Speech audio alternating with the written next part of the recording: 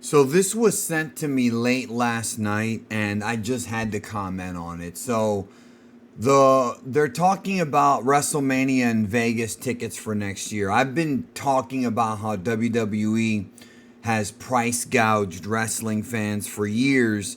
Well, in recent years, since like the TKO takeover, going to pay-per-views is out of the question if you don't make a certain amount of income, and going to TV shows is also way more expensive than it used to be. I understand that WWE wants to capitalize on its newfound popularity, but by price gouging and pricing out fans, especially the ones with families, it smells of just greed. So the ringside row one package for both nights of WrestleMania 42 is currently costing over $70,000 per person. 70,000. Then it says rows 2 and 3 are priced between 35,000 and 50,000. There's people who don't even make that in a year. A lot of people don't make that in a year who love WWE and have been loyal to it. I understand that Vegas always prices things up. Things are more expensive in Vegas than they are in other parts of the country. I've been to Vegas 2 different times for 2 different AEW shows. I went for Double or Nothing 2022 and 2023. And I would say those tickets were reasonably affordable. The first 2022 one was definitely affordable. The then wrestling ticket prices started just to go up and for everyone. But AEW, I think, still has cheaper prices. I mean, it's the challenger brand, as they say. But WWE is pricing out its own fan base with these types of tickets. Now, I know it's front row. Everybody wants it. It's probably going to be saved for rich celebrities and that one dude with the green shirt who paid $100,000 to walk down the aisle at the pre-show. That's crazy. But I will tell you this. I went to WrestleMania 34 in New Orleans, okay? That was a one-night WrestleMania. I went and I got fourth row. I've never sat that close to the ring, but I was at WrestleMania fourth row. And it was not even $10,000. I went through a buddy of mine who's really good with WWE. He's an athlete that played for the NFL, and so he gets some discounts. I paid around $2,800, about $3,000, which was, by the way, this was March of 2018, April 2018. And this was literally like the peak of my Dragon Ball channel.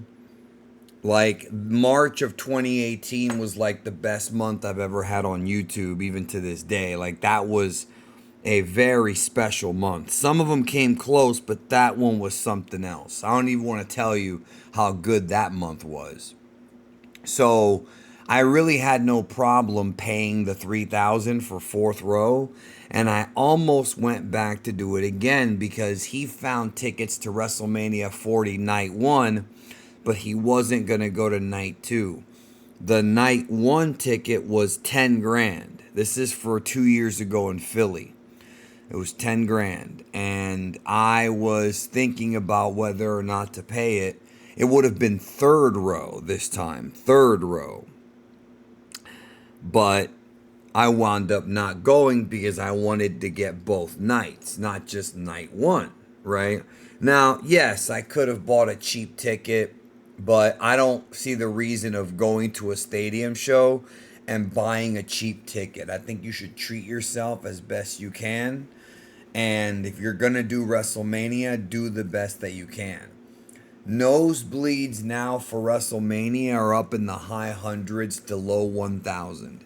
But this wasn't that long ago. WrestleMania 34 was not that long ago, man. That was like 8 years ago. And ringside, well, again, row four was $3,000. And so let's say I didn't get my discount. Let's say it was $5,000. That's still way more affordable than this. $70,000 is absolutely nuts. I mean, you're only going to get the extreme wealthy. People don't just have, even if you're doing good, people don't just have 70 grand lying around.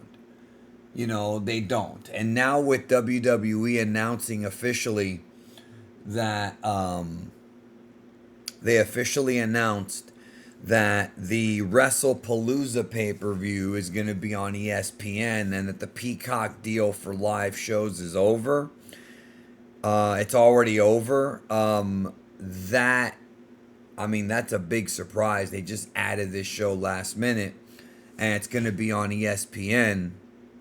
But people are going to have to pay $30 to watch that pay-per-view, because that's how much the ESPN costs, the ESPN app.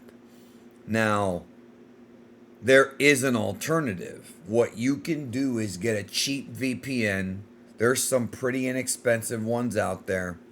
And then get Netflix and then switch the country that you're from to a different country.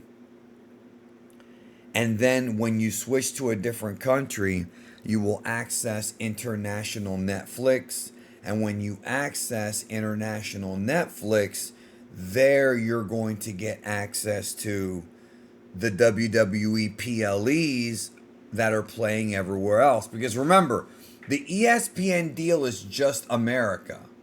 That is not an international deal. Internationally, it's Netflix that has the PLEs.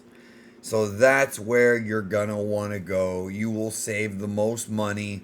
Plus, having a VPN is useful because you can access Netflix from multiple parts of the world and get new movies and different movies that you wouldn't have access to. That goes for Disney Plus and a lot of the other streaming services. And you can protect your PC. I've got a sponsorship with NordVPN that is still active. NordVPN.com/geekdom, and you save I forgot how much you save, but I think you save 3 payments or something. VPNs are not all that expensive. And you can put them on multiple devices.